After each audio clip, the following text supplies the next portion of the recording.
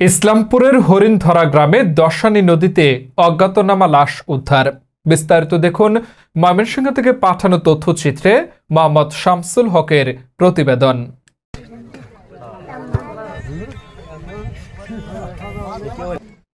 জামালপুর জেলা ইসলামপুর উপজেলার 12 নং চর গোয়ালিনী ইউনিয়নের হরিণধরা গ্রামে দশানী নদীতে আজ সকাল 11টার সময়ে এলাকার লোকজন ও কৃষক দশানী নদীতে একটি লাশ ভেসে আসতে দেখতে পায়। আর তৎক্ষণাৎ খবর পেয়ে পুলিশ ঘটনাস্থলে এসে অজ্ঞাতনামা লাশটাকে ময়নাতদন্তের জন্য জামালপুর পাঠান। এ বিষয়ে ইসলামপুর থানার অফিসার ইনচার্জ আতিকুর রহমান আতিক বলেছেন, অজ্ঞাতনামা লাশের বিষয়ে আইনগত ব্যবস্থা চলছে।